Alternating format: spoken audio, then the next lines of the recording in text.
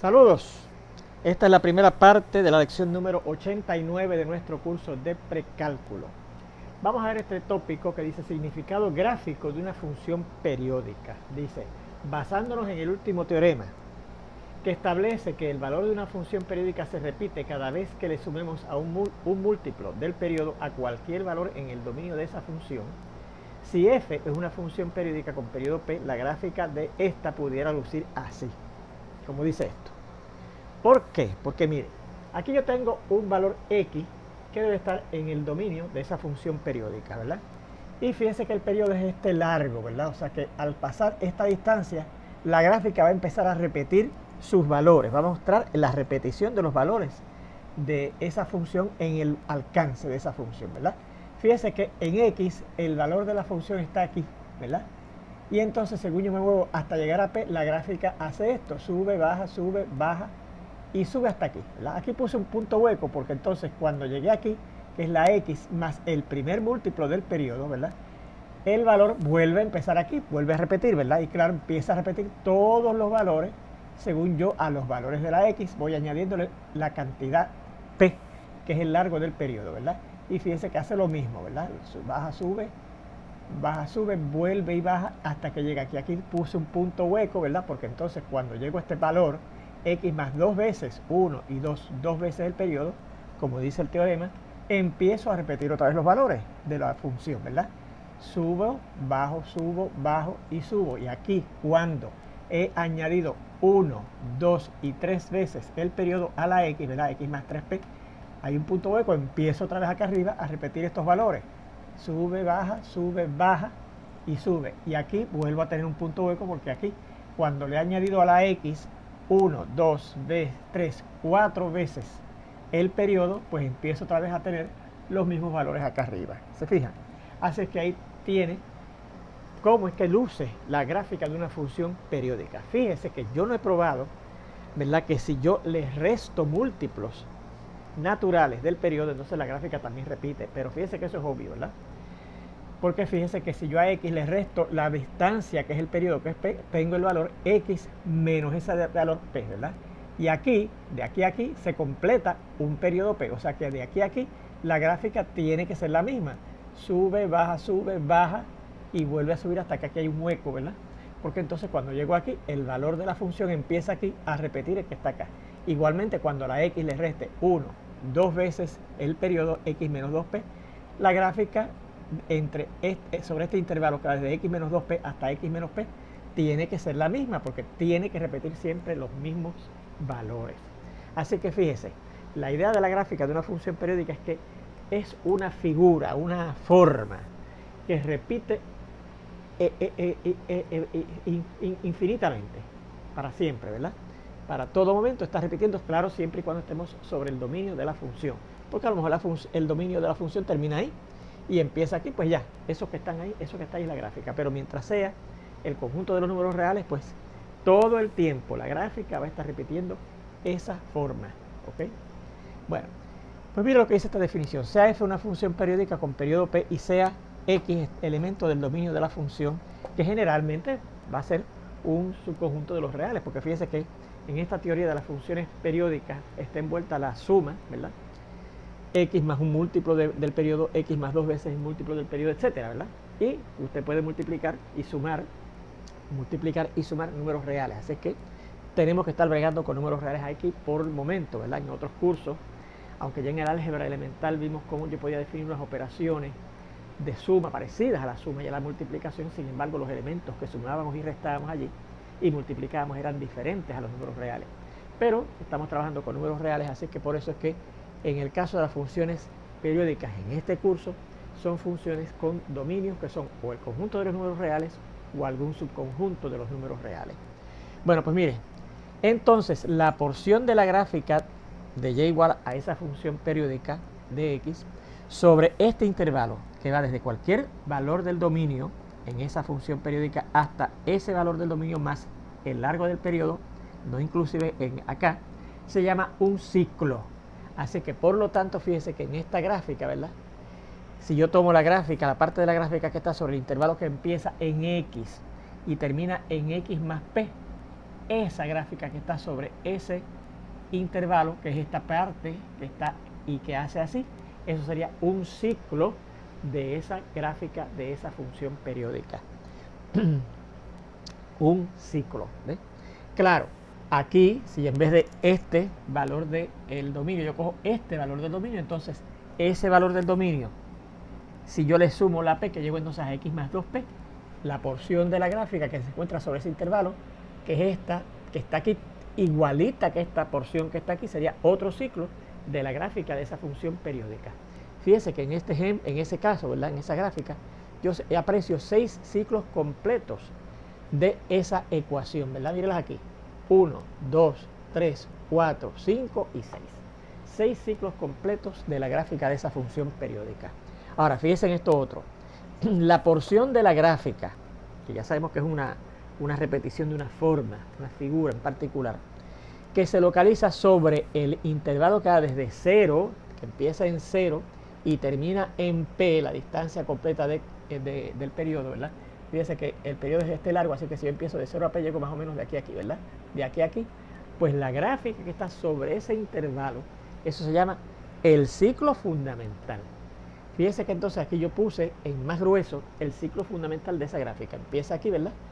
Hace esto y acá sigue y hace esto hasta que llega aquí, cuando empieza a repetir entonces esto que está acá, ¿ves?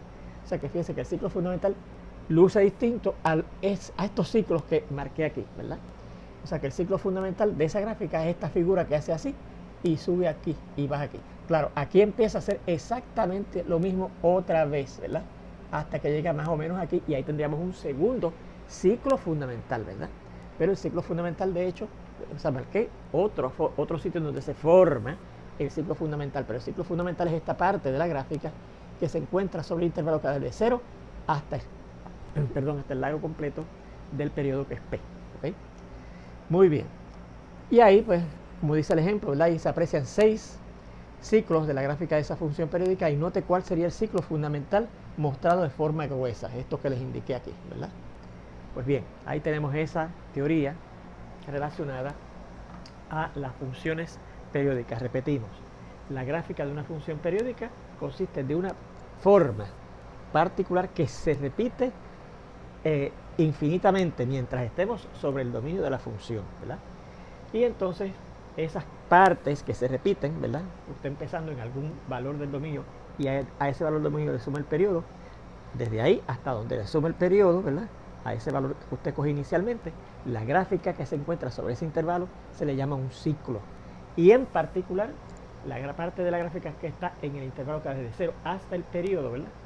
Que en este caso resultó eso que hemos engrosado ahí, pues eso se llama el ciclo fundamental de esa gráfica, de esa función periódica.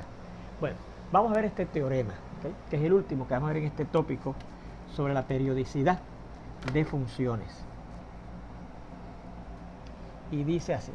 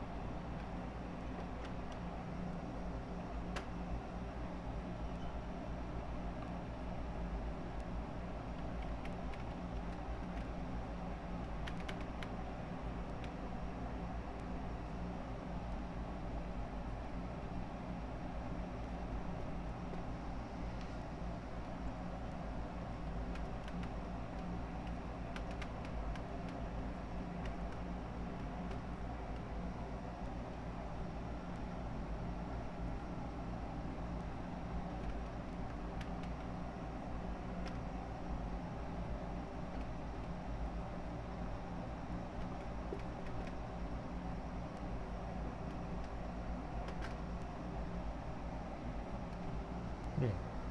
Dice así este teorema. Sea f una función periódica con periodo P. Define esta otra función g de x en términos de esa función periódica f, ¿verdad? Va a ser f de a por x, donde esa a va a ser un número real positivo fijo, una constante, y x, pues claro, va a ser cualquier elemento del dominio de la función f, ¿verdad? Que también, fíjense que va a ser el mismo dominio de la función g, ¿verdad? Porque esta x, que está aquí, es la misma x que está acá, así que tienen el mismo dominio, y claro, lo voy a coger como subconjunto del conjunto de los números reales. Pudiera ser todo el conjunto de los números reales, no impide que sea todo el conjunto de los números reales. Fíjense que tenemos que coger el conjunto de los números reales porque recuerde que en esta cuestión de las funciones periódicas tenemos que hacer unas sumas y aquí, por ejemplo, hay que hacer una multiplicación. Así que fíjense que esas operaciones están definidas en los reales. Por ahora, ¿verdad? En cursos más adelantados usted verá que esas operaciones, aunque no son exactamente la suma y la multiplicación y la resta y la división de números, como los conocemos para los números reales, se pueden definir otras operaciones parecidas en otros tipos de conjuntos que no son de números reales. Bien, bueno, pues mire, dice entonces, si yo defino una función nueva en vez de fg de x, ¿verdad? De esta manera, como hemos dicho, donde la a es un número real positivo fijo y la x es cualquier elemento del dominio de la función f, que también será el dominio de la función g y será un subconjunto de los reales, en cuyo caso también pudiera ser todos los reales, entonces esa función g será una función periódica también, pero con periodo p, el periodo de la función f original, dividido entre esa a por la cual voy a estar multiplicando la x. Vamos a la demostración de este teorema, ¿ok? Bueno, fíjense que aquí tenemos que probar que la función g primeramente es periódica y que el periodo es p sobre a, ¿ok? Bueno, pues si efectivamente esa función g es periódica y el periodo es p sobre a, pues para que ese número sea de verdad un candidato a ser el periodo de la función g, la función g tendrá que repetir sus valores cada vez que a cualquier valor del dominio de esa función yo le añada la cantidad p sobre a, ¿verdad que sí? Así que primero vemos que la función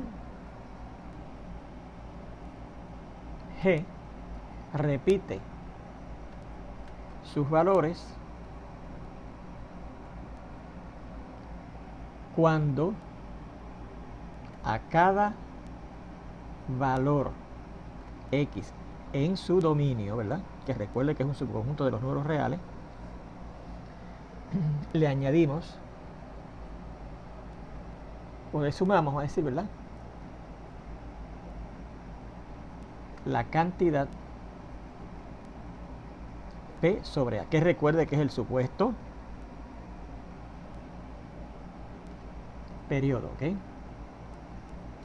Muy bien, vamos a ver si es verdad.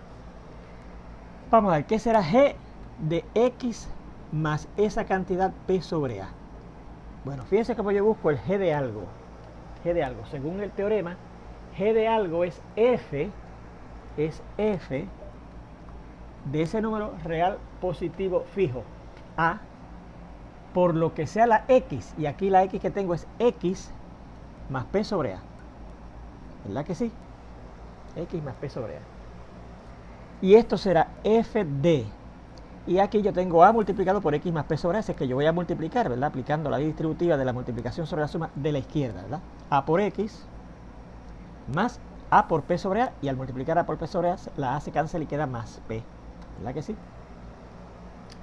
Pero entonces eso será igual a, fíjense que aquí yo tengo f de a por x, que sería un valor del dominio de la función. ¿Por qué?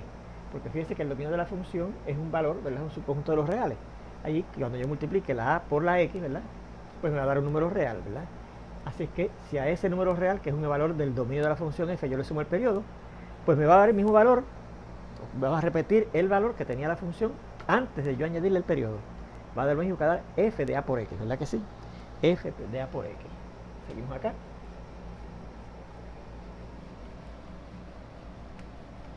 Vamos a completar aquí esta división de la pizarra. Eso me da f de a por x, y la razón es pues a p es el periodo de esa función f, ¿verdad? Y claro, pues eso quiere decir que la función f va a repetir su valor cuando al valor del dominio que yo cogí, que es a por x, le sumo el periodo, ¿verdad? Me da lo mismo que el valor de la función antes de yo añadir la p a ese valor del dominio. Pero entonces f de a por x, mire lo que es. Pero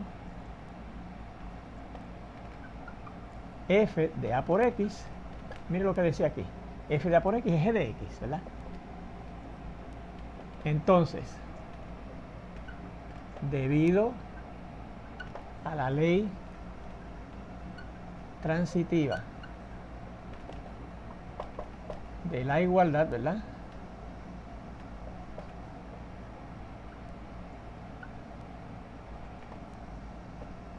Vamos a ver, con lo que empezamos al principio, que fue con g de x más esa cantidad p sobre a, g de x más p sobre a, me va a dar lo mismo que, o sea, será igual a, como esto es igual a esto, y esto es igual a esto, y esto es igual a esto, y esto, mírenlo aquí, es igual a g de x, por lo primero, g de x más p sobre a es igual a lo último, que es g de x.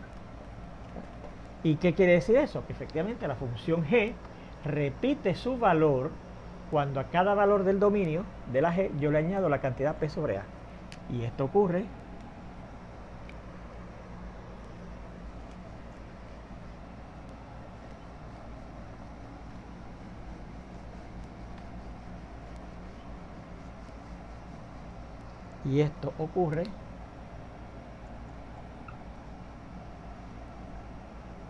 para todo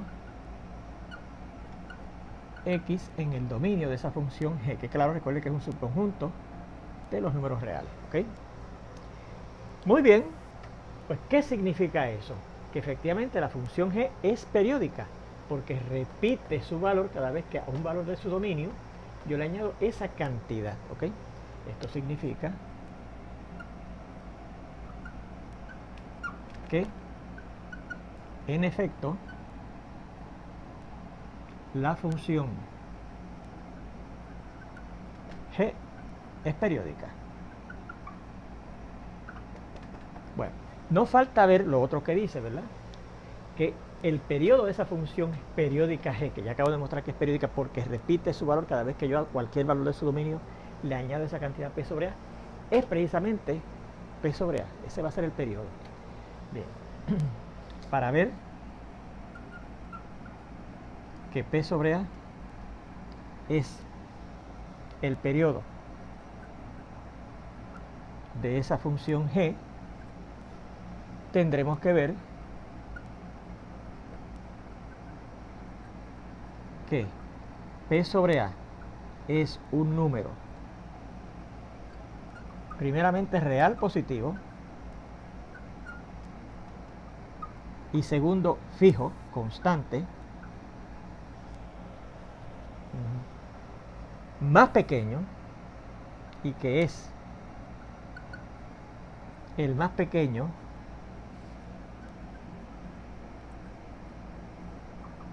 para el que ocurre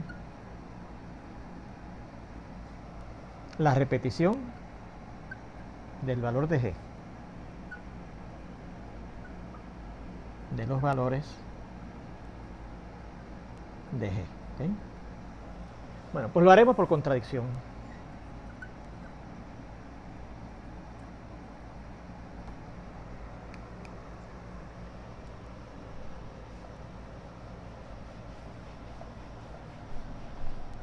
Lo haremos por contradicción.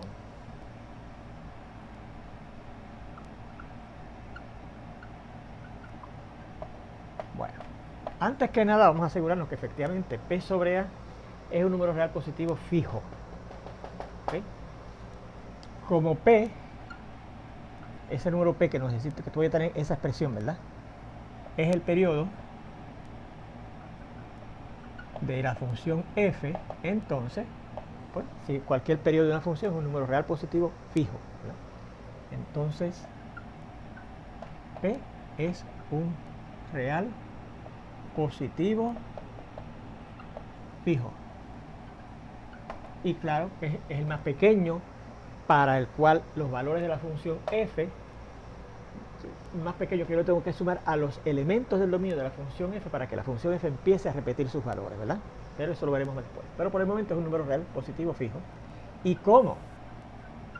A también es un número positivo, míralo aquí. A es un número real positivo, míralo, A es un número real positivo, ese número que está aquí. Fijo también. Fijo. Entonces, la división de p entre a será un real positivo. ¿Por qué es positivo? Porque estoy dividiendo dos positivos. Al estar dividiendo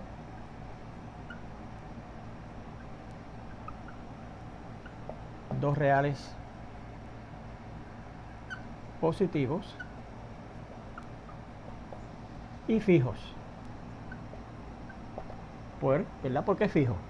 Porque si P es un número específico y A es un número específico, que ambos son fijos, la división de P entre A, que sería la multiplicación de P por el recíproco de la A, por la ley de clausura de la multiplicación de los reales, eso da un número específico, único, ¿verdad que sí? Al ser la multiplicación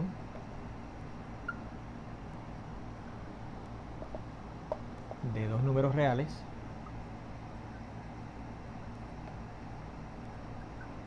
fijos. Y claro, y la ley de clausura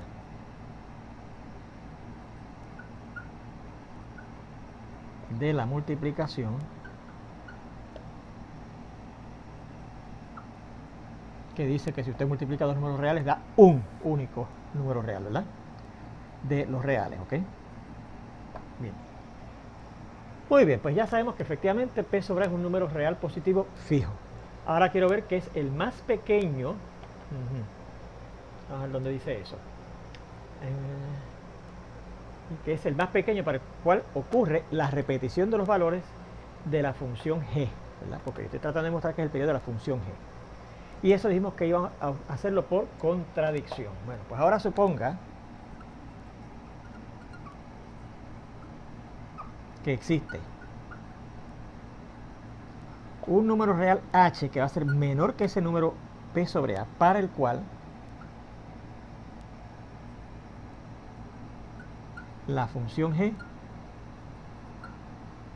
repite sus valores. Esto es que g de x da lo mismo que g de x más a, más a no, más h, ¿verdad? Da lo mismo que g de x para cualquier valor x en el dominio de la g. ¿Okay? Seguimos aquí.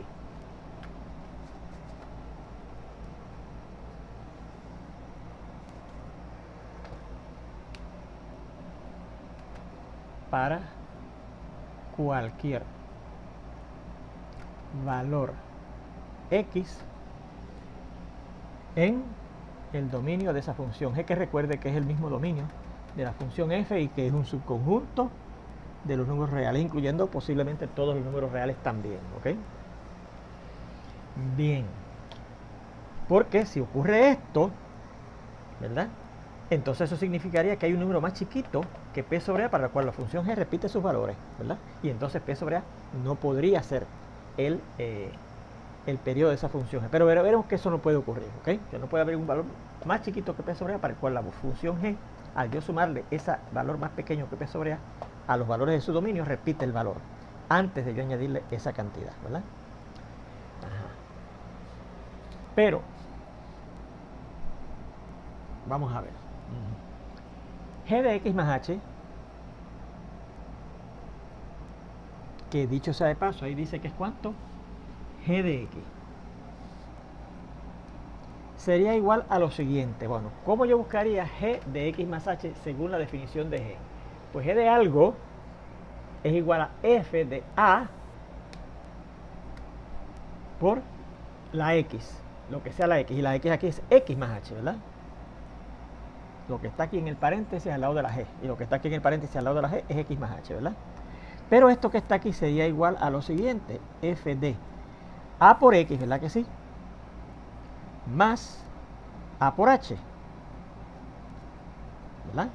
Aplicando la ley distributiva de la multiplicación sobre la suma de la izquierda, ¿verdad? Este por este más este por este. Bien, pero entonces como esto que está aquí supuestamente es igual a g de x, ¿verdad? Porque si g de x es igual a esto y esto es igual a esto, pues esto por transitividad es igual también a g de x. ¿Y g de x qué es? F de a por x. ¿Okay? Y eso ocurriría para toda, bueno, aquí lo dice, para toda x en el dominio de G, que también es el dominio de la f. Pero ¿qué implica esto? Que mire, que yo encontré un valor a por h para el cual, ¿verdad? Para el cual la función f repitió su valor, ¿verdad? F de a por x más esa cantidad AH es igual a por x, ¿verdad? O sea, que la función f con periodo P repite sus valores cuando yo a cualquier valor de su dominio, como lo es el a por x, le añado esa cantidad a por h, ¿ok? Repite sus valores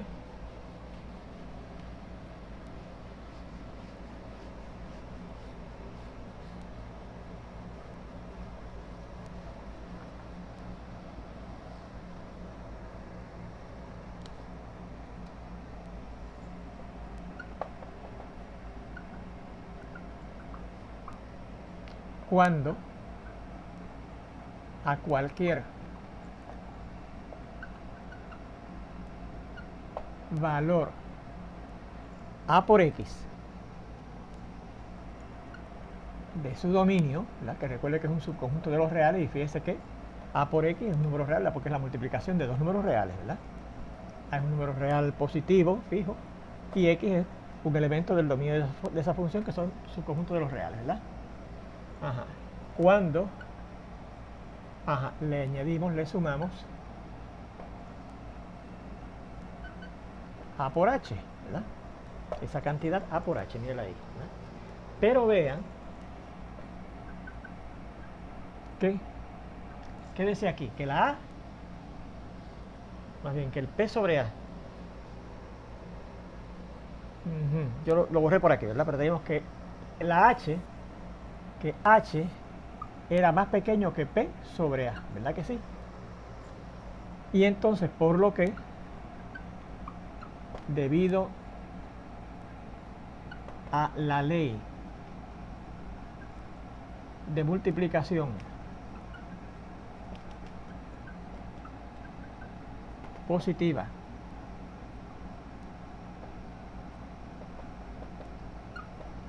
de las desigualdades,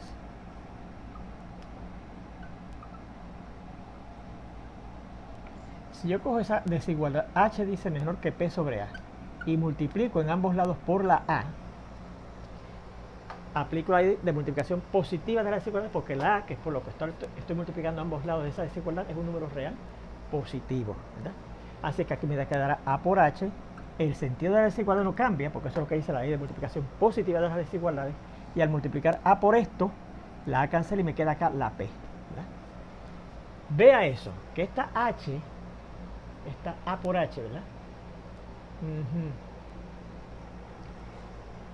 Repite sus valores cuando al cualquier son a por h. Ese a por h, para el cual ahora la función f está repitiendo sus valores, no importa el valor de dominio de la función f, repite cuando le añado esa cantidad a por h. Esa cantidad a por h dice aquí que es menor que el periodo. Y supuestamente, si p es el periodo de la función f, entonces no había un número más chiquito que él para el cual los valores de la función f repitieran sus valores. Eso es una contradicción, ¿verdad que sí? Luego, hemos llegado a una contradicción.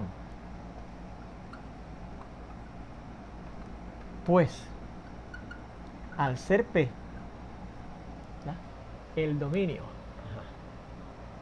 el periodo, perdón, de la función f, no podría existir un valor a por h menor que él, para el cual la función f repite sus valores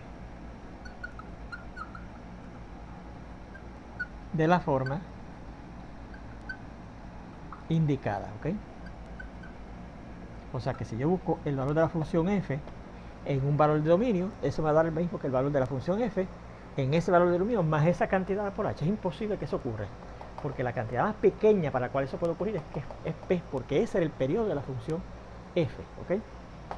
Bueno, pues ahí está la demostración. Llegamos a una contradicción, es que es imposible que exista este número p sobre a más chiquito, h más chiquito que p sobre a, para el cual entonces la función g repita sus valores. Así que efectivamente p sobre a es el periodo de la función g, ¿verdad? No hay que indicarlo, porque una vez usted llega a la contradicción, eso dice que lo que usted supuso, que existía un número h más chiquito que p sobre a, para que fuera periodo de la función g, eso ocurriera, no puede ocurrir porque nos lleva a una contradicción, que es esta que hemos encontrado aquí, que entonces la cantidad a por h sería un periodo de la función f, porque entonces es un valor más chiquito que p, para el cual la función f repite sus valores, ¿ves? Y no podía haber ningún valor más chiquito que la p para el cual la función f repitiera su valor, porque p es el periodo de la función f. ¿Ok? Muy bien. Bueno, pues vamos a ver entonces ejemplos de aplicación de ese teorema.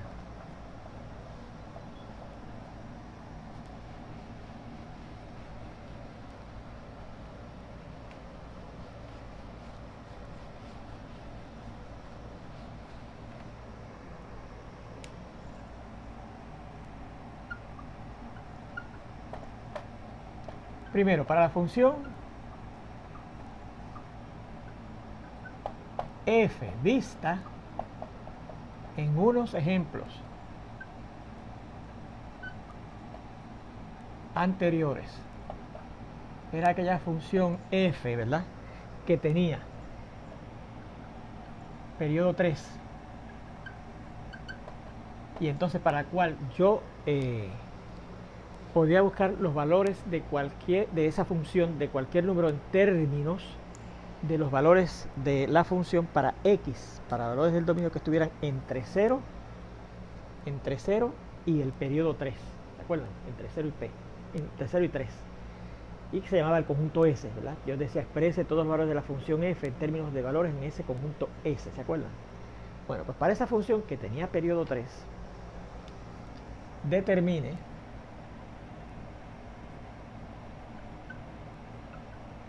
el valor, perdón, el periodo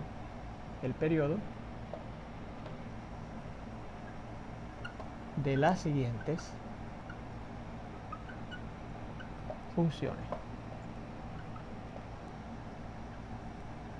Y la primera dice y igual a f de 3 por x. ¿Sí? G igual, g de x igual, para que se parezca a lo que dice el teorema, una función g de cierto valor x igual a f de cierta constante real positiva por x, ¿verdad? Bueno, pues según el teorema, el periodo de la función g será el periodo de esa función f, que ¿cuánto era? 3, ¿verdad? Dividido entre esa a que acompaña a la x en esa fórmula, ¿verdad? Dividido entre esa a que acompaña a la x en esa fórmula. O sea, dividido entre 3. ¿Y cuánto es 3 entre 3? 1. Pues el periodo de esa función g es 1. Fíjense en esta otra que dice, segundo, ajá, esta es la a y esta es la b, perdónenme. ¿Sí? Y la b dice g de x es igual a 4 por gf, perdón, ajá, de 1 medio x, ¿ok? Bueno, pues el periodo será, como tengo g de x igual a 4 veces f de algo, ¿verdad? Este 4 no afecta el periodo, el que afecta el periodo es este número que esté multiplicando a la x, ¿lo ve allí? Bien, pues entonces el periodo será el periodo de la función f original, que es 3, dividido entre 1 medio, ¿verdad? Pero eso quiere decir 3 multiplicado por 2, ¿verdad? Porque al dividir entre 1 medio tenemos que multiplicar por el recíproco de 1 medio, que es 2, y eso da 6. Así que sería el periodo de esa función, ¿verdad? Segundo, si yo le doy esta función y igual a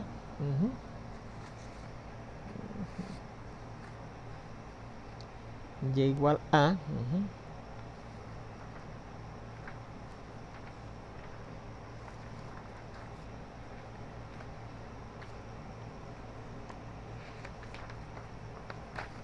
me perdonan,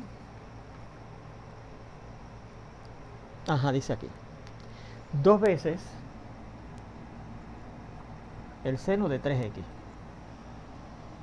Ahora fíjense que no es la función f la que está envuelta, es la función seno, pero yo de la función seno sé que su periodo es 2pi, ¿verdad? Así que el periodo sería 2pi dividido entre el número que acompaña a la x. Fíjense que este 2 no afecta nada. Es este el que afecta el periodo, ¿verdad? Como aquí, este 4 no afectaba nada. Aquí el periodo, lo que afecta el periodo es este coeficiente un medio que acompaña a la x. Pues aquí tenemos que dividir entre 3, que es el coeficiente que acompaña a la x, ¿verdad? 2pi sobre 3. ¿Ok? Fíjense en este otro que dice y igual a la secante de menos pi x, ¿verdad? Muchos estudiantes dicen, fantástico, el periodo es el periodo de la secante, que yo sé que es 2pi también, entre este número que acompaña a la x, que es menos pi. No, porque fíjense que el teorema exige que ese número que acompaña a la x sea un número real positivo, ¿verdad que sí? Pero fíjense que yo puedo despachar fácilmente este signo que acompaña aquí al coeficiente de la x, porque la secante es una función par. Recuerde que las funciones que son pares son el coseno y la secante precisamente. O sea que yo me puedo olvidar de ese signo negativo de pi en este caso. O sea que esto es lo mismo que decir secante de pi por x, porque la función secante es, repetimos, al igual que el coseno, una función circular par. Me puedo olvidar de ese signo negativo que acompaña a el valor de la x, ¿verdad? Así que el periodo ahora sí sería 2pi, que es el periodo de la función secante, entre el coeficiente que acompaña a la x, que es pi. Así que el periodo será 2pi entre pi. Y 2pi entre pi, el pi cancela, ¿qué nos queda? 2. ¿Okay? El periodo es 2pi entre pi. Y eso da 2. ¿Ok? Y fíjense en este cuarto ejemplo, 2, 3, 4, que dice y igual a la cotangente de 1/4 por x. Bueno, pues ahora tendríamos que coger el periodo de la función cotangente, que usted sabe que es una función periódica con periodo pi. Recuerde que el seno, coseno, secante, seno, coseno, secante y cosecante tiene periodo 2pi. 2pi. Pero la cotangente y la tangente tienen periodo pi. Así que el periodo de esta función sería ese periodo de la función cotangente, que es pi, dividido entre el coeficiente positivo.